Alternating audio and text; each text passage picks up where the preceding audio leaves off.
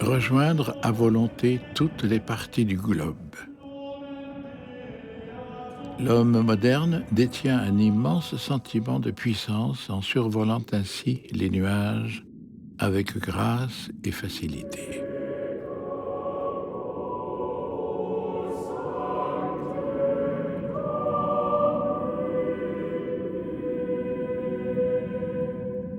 Il est dans le temps, il épouse le temps. Il est le maître du temps.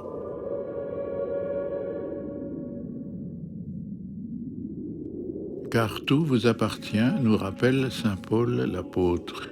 Le monde et la vie et la mort, le présent et l'avenir, tout est à vous.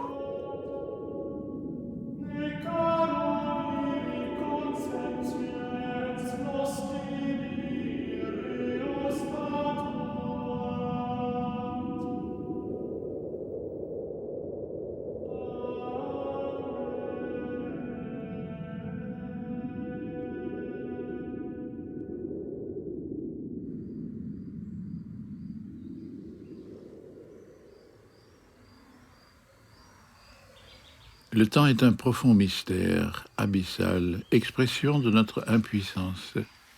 Il reste la mesure des mesures, celle de toute vie, celle de toute une vie. Prendre au sérieux la mesure du temps, du rythme, des heures et des battements revient à entrer dans cette sagesse qui s'oppose à la folie de celui qui ne sait pas s'arrêter, accumule sans trêve, insatiable. Accepter les limites temporelles et spatiales afin de rompre le désir infantile de toute puissance est un véritable effort. Accepter la contrainte, c'est aussi une discipline.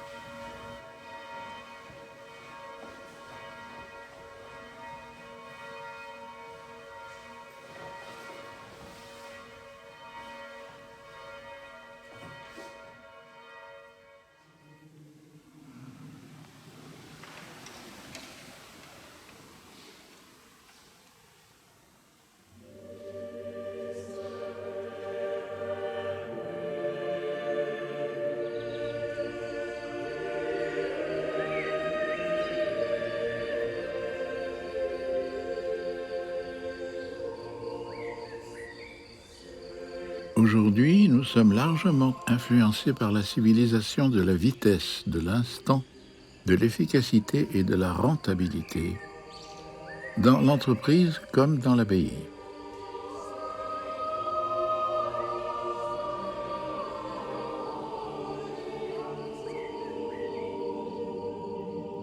Le toujours plus vite et l'accélération technique dictent l'urgence mensongère et secrète, une impatience exaspérée. Nous sommes menacés par le narcissisme, l'artificiel, le déloyal.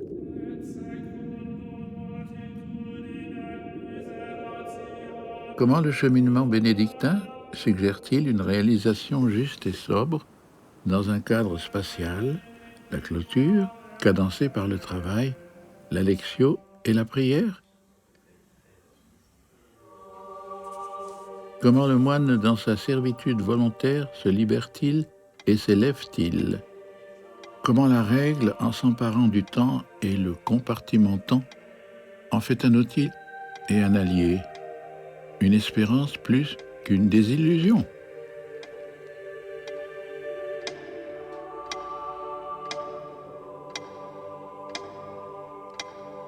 La partie pratique de la règle est vraiment constamment en train de se poser la question du temps.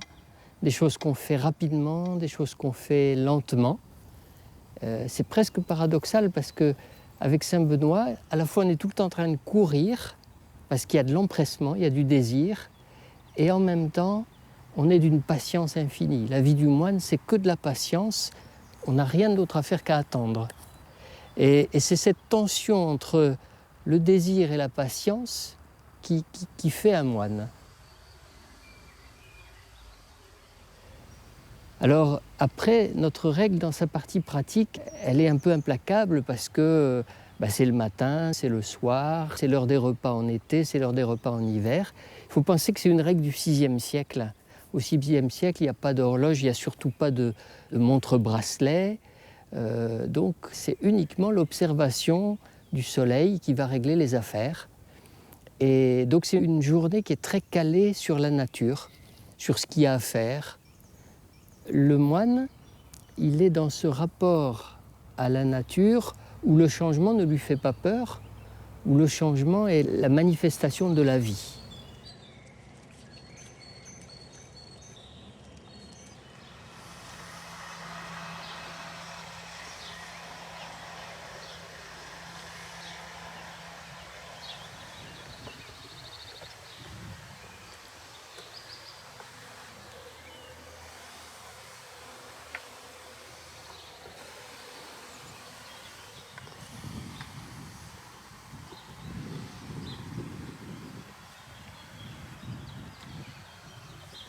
Le temps, on le vit comme dit la règle de Saint Benoît, c'est la suite de l'office, c'est l'office qui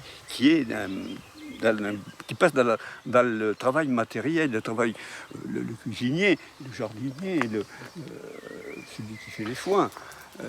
C'est sa partie de l'office pour nous. C'est la suite de l'office, et ceux qui ne peuvent pas aller à l'office quand il y a des travaux trop urgents, c'est satinier d'office, on travaille en silence.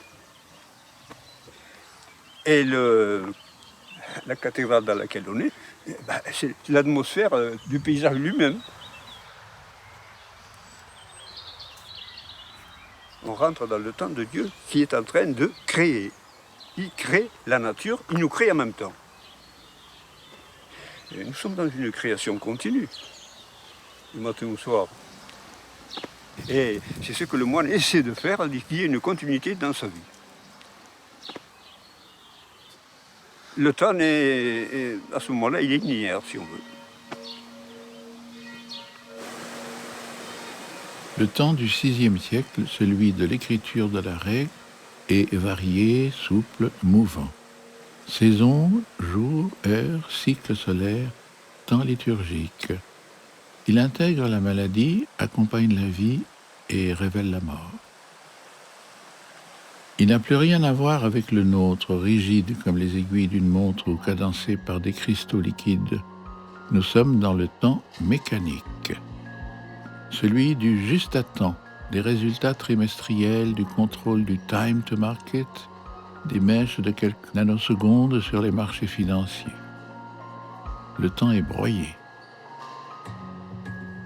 Pouvons-nous seulement vivre à l'instant présent, maintenant, afin de trouver le repos, le recul, dialoguer avec le temps et y vivre pleinement. Le temps du sacré, le temps du pouvoir politique, le temps du pouvoir économique, le temps du numérique s'interpénètrent. Et le temps du sacré, qui rythme la vie d'une façon à recréer de la stabilité, est particulièrement nécessaire au moment du temps numérique, qui est le temps de l'immédiat, de l'amnésie, de la déloyauté aussi, de la tyrannie de l'instant contre le long terme. Nous sommes mortels, nous avons peu de temps, très peu de temps. Et donc la prise de conscience, cette finitude, nous fait prendre conscience que la seule chose vraiment rare, c'est ni l'énergie, ni l'eau, ni les idées qui sont toutes abondantes. Les idées réduisant même la rareté de l'énergie ou de la matière, la seule chose rare, c'est le temps. Et donc, la seule chose que nous avons de disponible dans notre vie, le petit temps que nous avons, il nous appartient d'en faire du bon temps. Un temps qui nous permet d'avoir une vie réussie, une vie pleine, une vie heureuse. Et ça passe par la prise de conscience de qu'est-ce qu'on appelle du bon temps. Est-ce que c'est du bon temps dans le travail? Est-ce que c'est du bon temps hors du travail? Est-ce que c'est les deux? Ça suppose d'abord un arrêt, une méditation sur soi, un souci de réflexion sur ce qu'on est. Et à partir de là, d'en tirer toutes les conséquences en termes d'action. Et ceux qui ont réussi à trouver leur place dans la vie, ceux qui ont trouvé ce que j'appelle comment devenir soi, sont ceux qui ont pris ce temps de réflexion pour se choisir et libérer le temps de leur propre vie.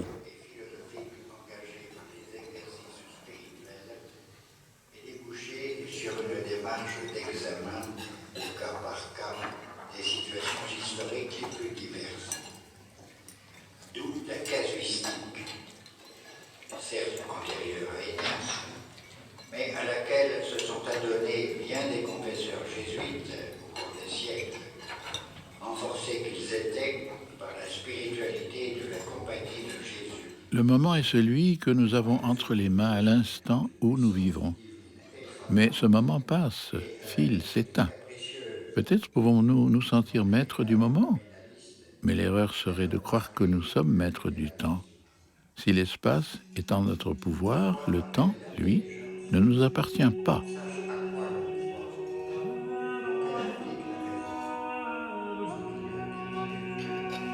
Le présent, l'aujourd'hui de Dieu est la quintessence des temps. Le seul moment dont j'ai vraiment la maîtrise. Il convient de le vivre pleinement.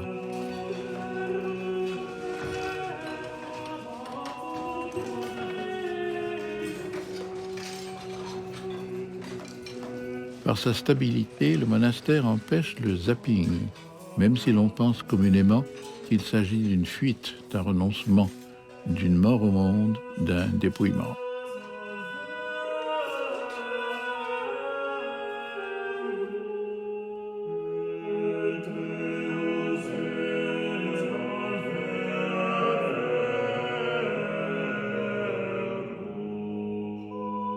Le temps s'arrête quand on arrive ici.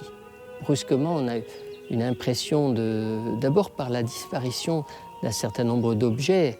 Le jeune qui arrive au monastère, il va poser son téléphone, il va quitter son portable, pas question de connexion Internet.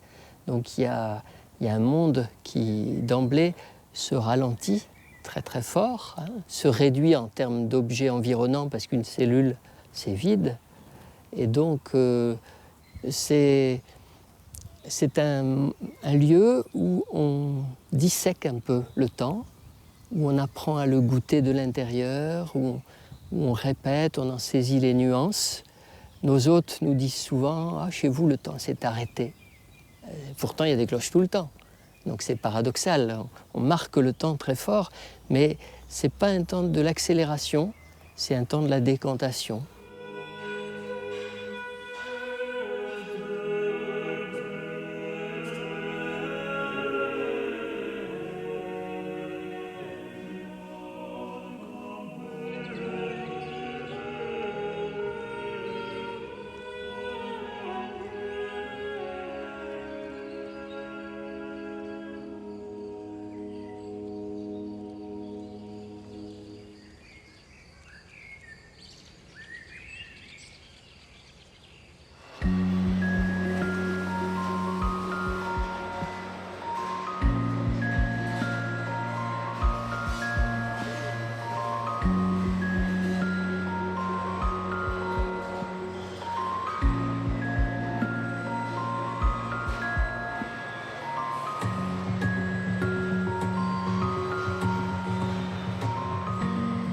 Le temps a beaucoup évolué pendant ce XXe siècle.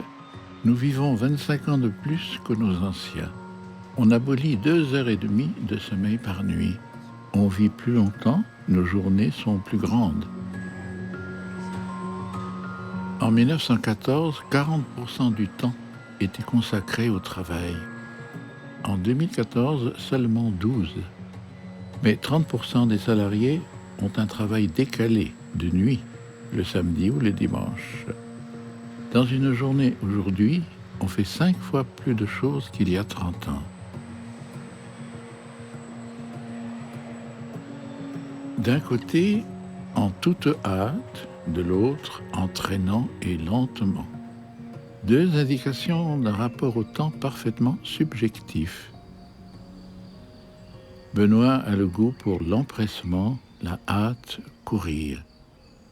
Il a sa contrepartie dans une patience active, dans la grâce d'attendre, afin de s'accorder au plus lent. La règle doit encourager les forts sans décourager les faibles.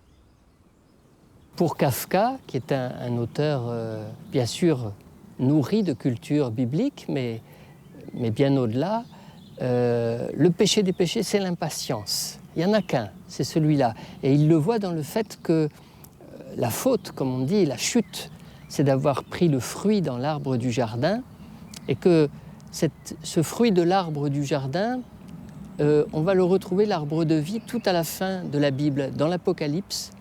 Et au vainqueur, je donnerai du fruit de l'arbre. Et donc, finalement, c'est pas tant qu'on a mangé le fruit, la fameuse pomme, hein, c'est pas ça le problème, c'est qu'on l'a pris. C'est qu'on l'a pris au lieu de l'attendre et de le recevoir et de consentir à être dans le temps de Dieu.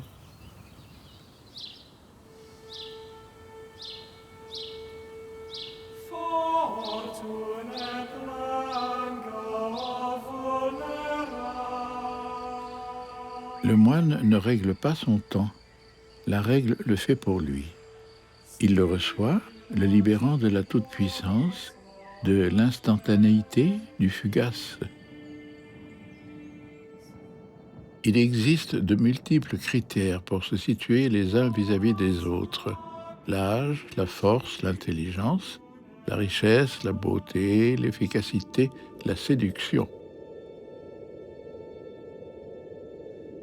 La place que chacun occupe dans le monde de travail ou la vie sociale dépend de la combinaison de ces critères.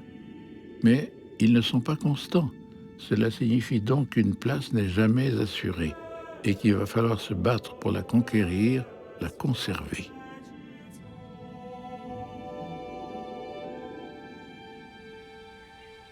Gaspillage d'énergie. C'est pourquoi la règle choisit un critère qui ne peut aucunement changer, car le moine a mieux à faire, se concentrer sur l'essentiel, le combat spirituel.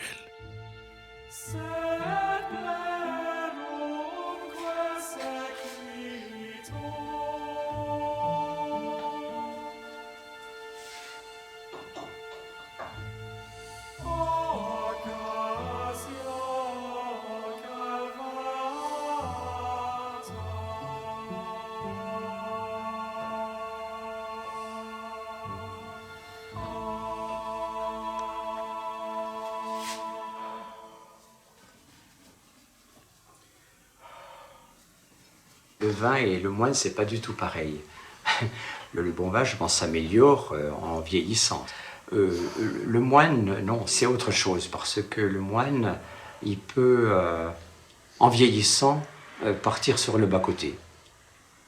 C'est quelque chose de dangereux dans notre vie, d'entrer dans la routine. Et donc, c'est le danger de cette vie, il faut durer dans cette vie, et en même temps, chaque jour est un nouveau jour. Et donc, jusqu'à la fin, c'est un combat, je dirais. C'est pas du tout gagné, parce qu'on entre dans le monastère, bon, se laisser couler, se laisser vivre, c'est le début de la fin, ça c'est la catastrophe, c'est aller droit dans le mur, et je crois que ça c'est faux. Un ancien moine me disait, quand je suis arrivé haut, tu sais, il faut toute une vie pour faire un moine, et même des fois ça ne suffit pas.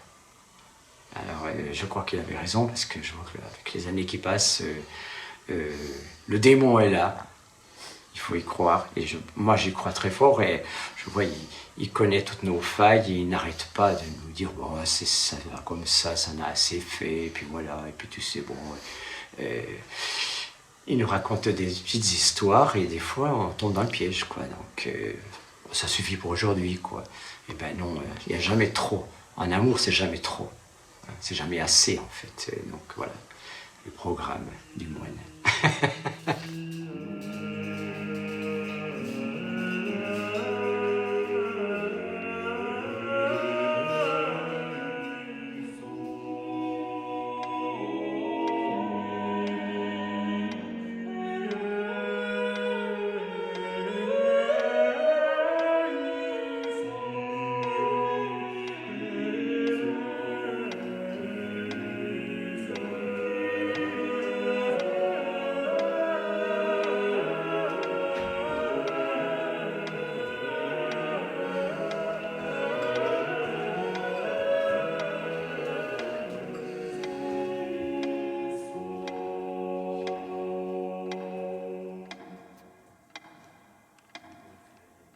Tout ordre, qu'il s'agisse d'un ordre monacal ou d'un ordre marchand, est suspect dans la mesure où il impose à l'homme quelque chose qu'il n'a pas décidé lui-même.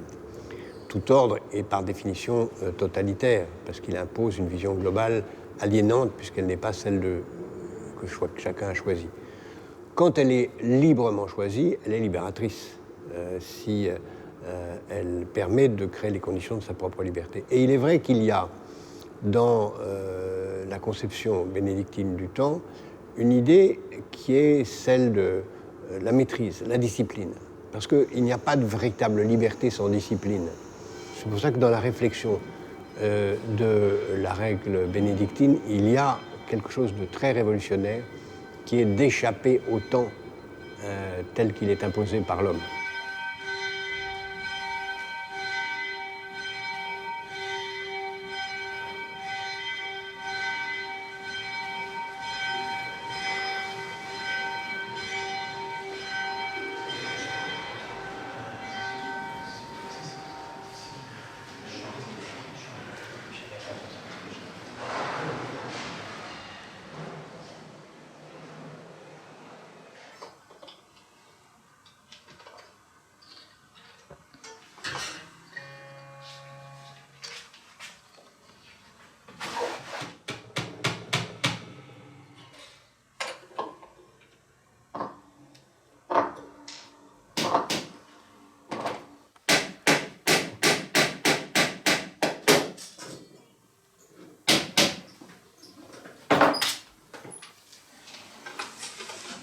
Dans la répétition, il y a une certaine forme de liberté, quoi, finalement.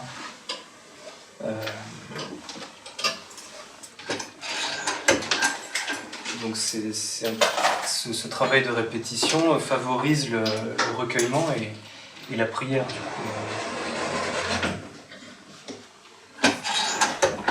C'est en étant présent dans ce qu'on fait à ce moment-là que le temps prend tout son sens, finalement. Ce qui fait que ça ne donne plus de sens, c'est qu'on est ailleurs, quoi. On est dans une action, mais en fait on est déjà dans le futur ou on est dans le passé, on n'est pas dans le présent, quoi. Si on est vraiment dans le présent, alors à ce moment-là on est un peu dans l'éternité, effectivement.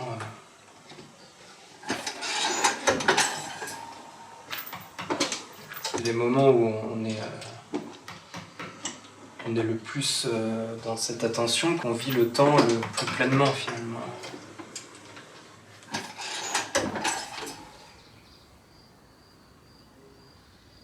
C'est usant, la répétition. Pour beaucoup de moines, je pense que c'est une ascèse et une épreuve. Mais je crois que cette répétition est absolument essentielle pour aiguiser autre chose, qui est, on peut lui donner beaucoup de noms, tout à l'heure on disait la présence, c'est-à-dire le fait que Dieu nous propose une relation qui, elle, sera éternelle. Mais pour atteindre cette présence, il me semble qu'il faut... La répétition est la meilleure école pour purifier tout ce que... Vous savez, l'émotionnel de nos vies, le sensationnel, les nouvelles. Je peux perdre mon temps tous les jours à regarder les gros titres, à chercher de plus gros titres, au fond, à vivre des émotions par procuration. Bon, si je me contente de ça, je ne deviendrai pas moine. Enfin, je ne deviendrai pas moine. Je vais passer à côté de l'intérêt. C'est au contraire en laissant tout ça se décanter, il faut que l'étang laisse se décanter la vase pour que l'eau soit claire et que la lumière y pénètre. Mais il faut d'abord que ça ne bouge plus. Et pour que ça ne bouge plus dans une vie humaine, la répétition, c'est la bonne école. C'est comme ça que je l'entends.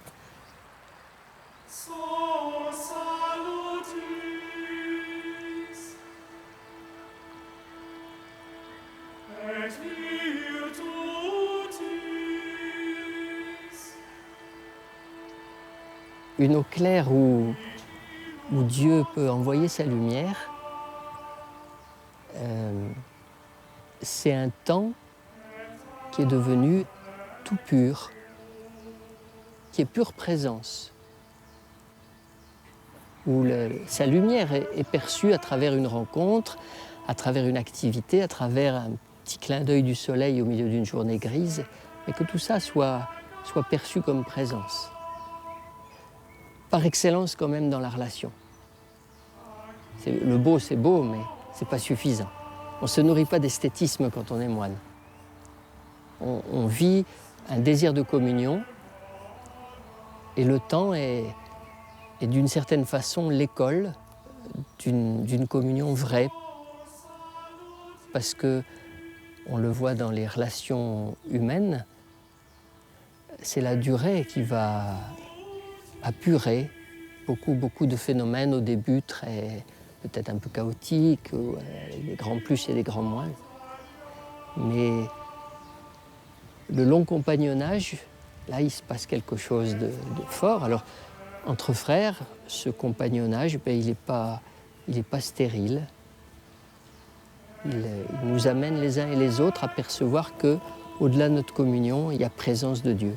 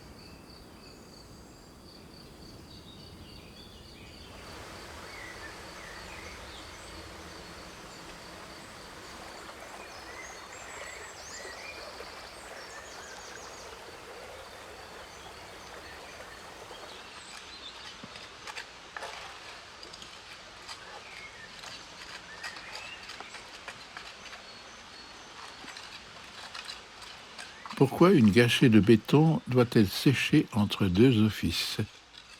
Parce que le service n'a pas de fin. C'est un facteur de dispersion qu'il faut juguler. Le travail humain, mon travail, est infini, il n'a pas de bornes, et il ne s'arrête jamais. Ces bornes sont ici la communauté rassemblée à un rythme régulier. La cloche devient donc le frein, le coup d'arrêt d'une marche inexorable vers la mort.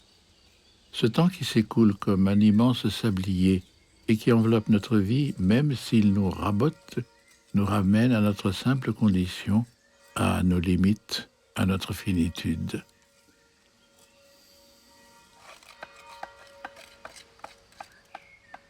Chaque appel de la cloche pour aller à la prière, quitter le travail, quitter une activité pour la prière, nous redit finalement que cette vie-là n'épuise pas toute la vie, tout le réel, et que la cloche, quelque part, elle permet une ouverture, elle nous ouvre à une autre dimension, cette dimension de la présence de Dieu au milieu de nous, cette dimension de la louange pour lui, cette dimension d'une vie donnée à lui pleinement.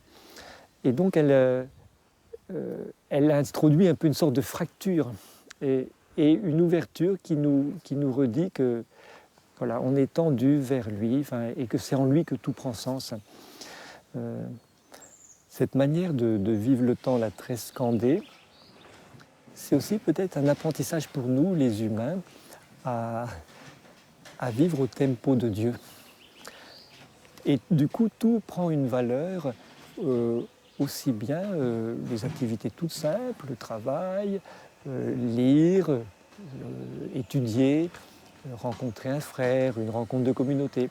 Tout prend son sens parce que c'est ressaisi dans le tempo de Dieu. Alors ça, je crois que c'est vraiment une école, c'est-à-dire on n'a pas fini d'apprendre ça. Ensuite, il convient d'accepter la durée. L'expérience suppose le temps qui passe pour que le passage puisse se faire dans la continuité.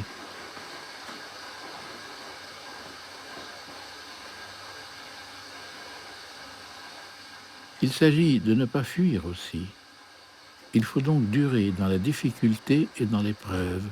Oser croire que quelque chose de bon peut arriver au bout de la nuit. Savoir durer.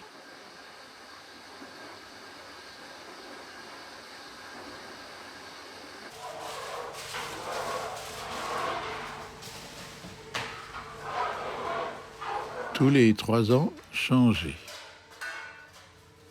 La question se pose donc de la multiplication des expériences professionnelles, parfois érigées en dogme, qui complètent un parcours sans nécessairement l'enrichir. S'il fallait donc isoler une définition, le moine est un homme façonné par la persévérance. En vivant sous une règle et un abbé, dans une communauté stable, il a été graduellement révélé à lui-même dans le labeur de la vie quotidienne et la durée, et c'est ainsi qu'il devient un homme de vérité.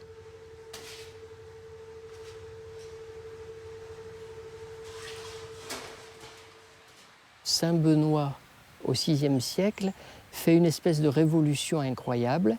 C'est que dans une civilisation où les gens sont capables de travailler l'été 16 heures par jour, enfin, il y a un rapport au travail qui est terriblement exigeant parce que c'est une civilisation de survie, hein, on est encore dans le travail agricole très, très obligatoire. Saint Benoît instaure une vie où on va prendre au moins 6 heures pour la prière par jour. Ce qui est, donc, il crée une civilisation des loisirs quelque part, obligé, le loisir obligé, vous allez prier 6 heures par jour et on va arriver à se nourrir, on va arriver à vivre. Alors ça, c'est la révolution communautaire qui le permet, la mise en commun des biens. Mais c'est aussi un acte de foi terrible, qui est de se dire, l'office sera toujours premier. Et après, on ira au travail. C'est vrai qu'on travaille, nous, aujourd'hui, maxi 5 heures par jour. Et le fait de dire que la finalité de tout ce travail, c'est le service, c'est-à-dire les personnes, ça change beaucoup notre sensibilité au travail. C'est jamais travail en vue d'une performance ou d'un salaire. Je le fais parce que je le fais pour mes frères. Sinon, ça se vide complètement de son sens.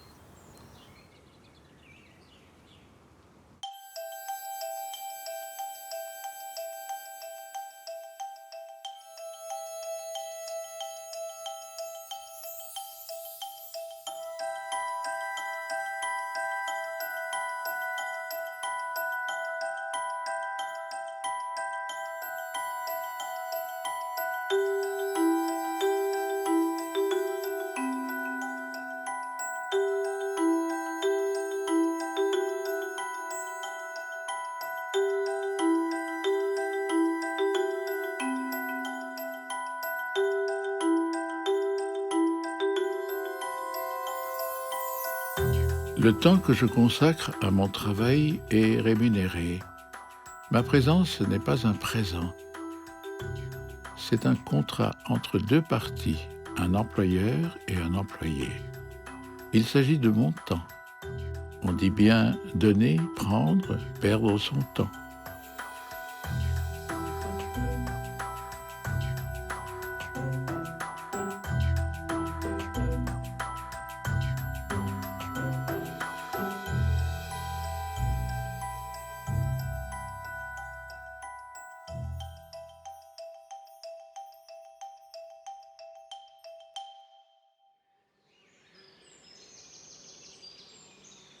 La double signification du mot présent est par excellence le présent que je fais à mes frères, dans un temps d'être ensemble, un temps commun, un temps de communion, le temps finalement où nous sommes donnés les uns aux autres. Et les rassemblements à l'office, au chapitre, au réfectoire sont des manifestations de ce don reçu de Dieu, un don inappropriable mais partageable à consentir à mon tour. Cette équivalence du temps et du don est magnifiquement signifiée par le cadeau de l'abbé, c'est maintenant ou c'est jamais. Psaume 118, 3 à chacune de ces heures.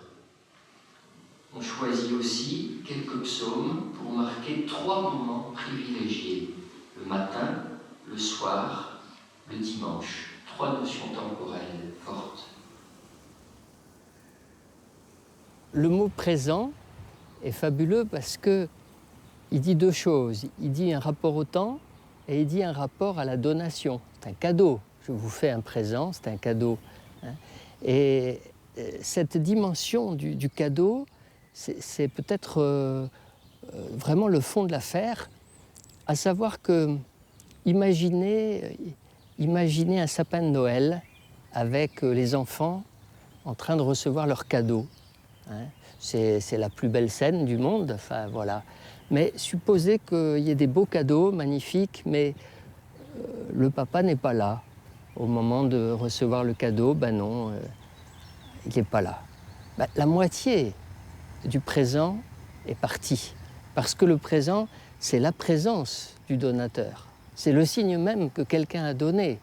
Et si ce quelqu'un n'est pas là, tout est à recommencer. Et peut-être que le cadeau formidable que se font les frères les uns aux autres, c'est justement d'être présents les uns aux autres. Je le vois par exemple un petit trait très bénédictin, la ponctualité. On dit qu'il faut que tout le monde soit à l'heure, pas de retard. Saint Benoît dit celui qui est en retard, il se mettra à plat ventre, etc. Enfin, bon. Pourquoi ?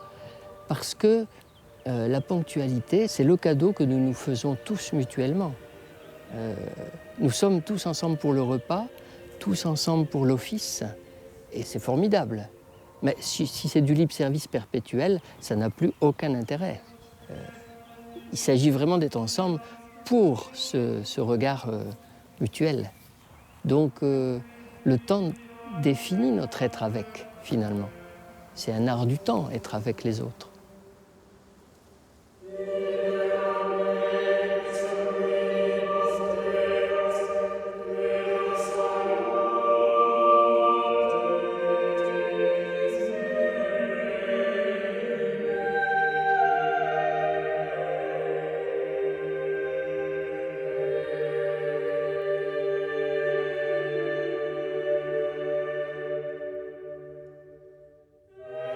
Le rapport du travail au temps touche une dimension capitale de la règle.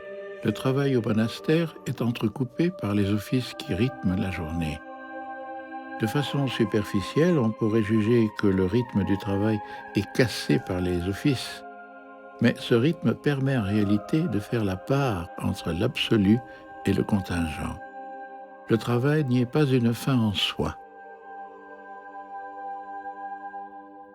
L'économie, l'administration des choses est au service de quelque chose de plus grand. Les moines admettent très bien qu'ils ne termineront pas ce qu'ils ont commencé d'entreprendre.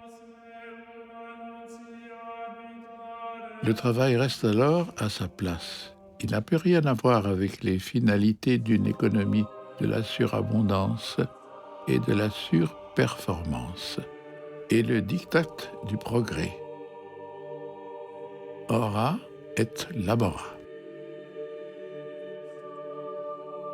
Nous sommes tous pris dans le caractère précaire des choses et le temps est de plus en plus la matrice de notre vie.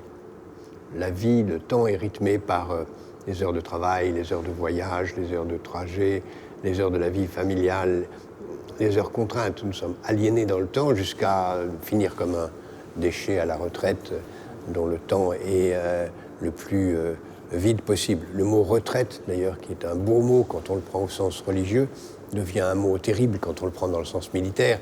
et plus terrible encore quand on le prend dans le sens du travailleur qui est jeté au rebut.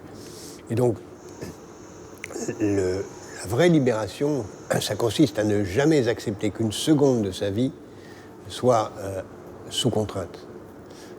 Ni dans la contrainte de l'autorité quelconque, sauf l'autorité acceptée du maître, du professeur, de celui qui vous enseigne, de celui qui vous aide à vous dépasser, dans lequel c'est plus un partage qu'un rapport de pouvoir. Au-delà de cela, tout cela doit servir à la libération du temps pour le bonheur, dans lequel chacun peut avoir sa conception. Ça peut être un bonheur purement méditatif, ça peut être un bonheur purement égoïste et personnel, ça peut être un bonheur totalement altruiste, trouver son bonheur dans le fait de rendre les autres heureux. Il y a mille formes de choses. La seule chose qui est commune à tous, c'est de faire un usage libre de son temps, le choisir, se choisir à chaque seconde.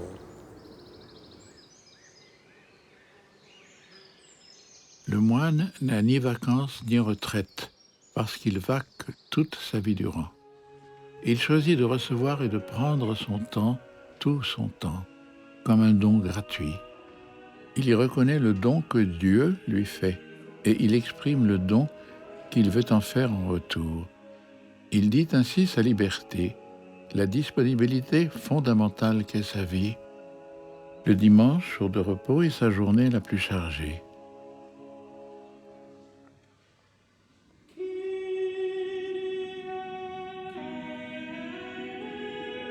L'industrie lourde, elle, a profondément changé les rapports au temps.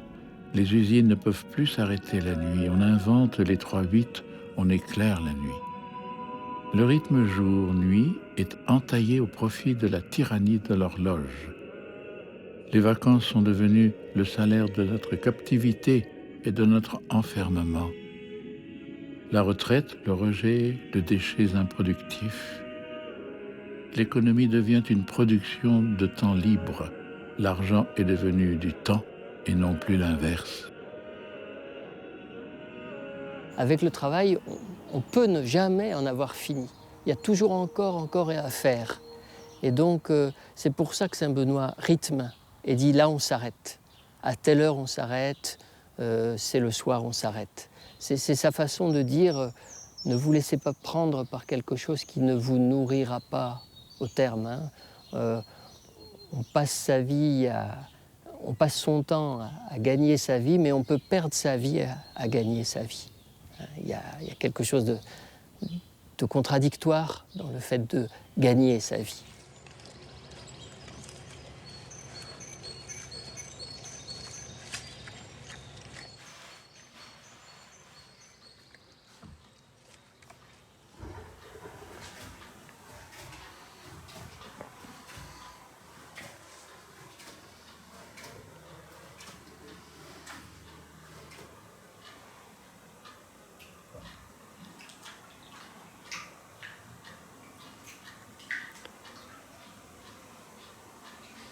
L'argile, en tout cas, c'est une matière qui est ancienne, quoi, qui a déjà toute une histoire derrière.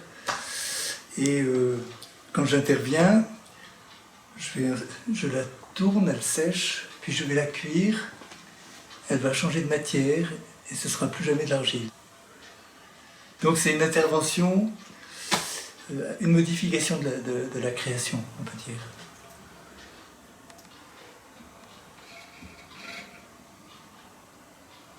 Et donc, je ne sens pas le droit de faire n'importe quoi, je ne gaspille pas l'argile, etc.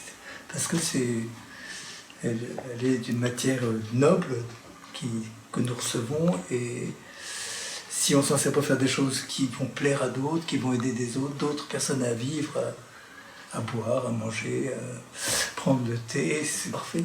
Mais on n'a pas le droit de gaspiller, je crois.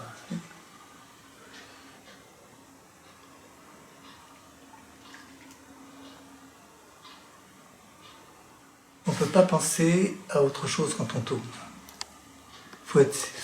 La terre,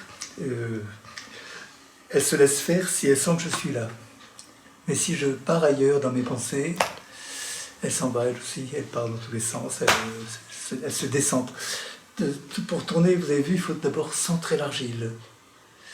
Et pour centrer l'argile, il faut être centré soi-même, je crois que c'est une bonne technique d'intériorité, en tout cas, pour habiter son corps, pour être là. Oui. C'est ce que disait un peu le pape François, ce lien entre l'instant et l'éternité. Et de fait, quand on tourne, on est entièrement dans l'instant et aussi relié à celui qui nous donne la vie.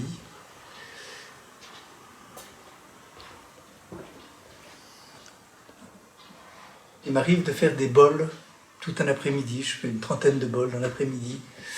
Et chaque bol, c'est un moment de vie. Chaque bol est unique et chacun, j'essaie de faire qu'il soit le plus beau de tous, le plus beau que j'ai jamais fait.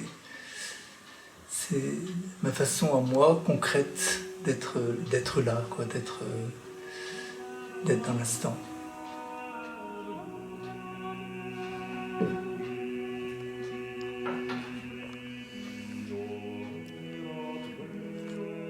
Savoir durer est une vraie science. La patience est une mise à l'épreuve de la vérité. C'est l'humble fidélité dans la durée, le travail secret de la grâce qui rend le mieux compte de la vie monastique. Un travail bénédictin est effectué au prix de nombreuses heures, d'un effort constant à rassembler son savoir-faire au profit d'une belle œuvre avec les dons qui sont mis en nous. C'est le beau, le bien, mais aussi le beaucoup, avec un supplément d'âme, une amplitude.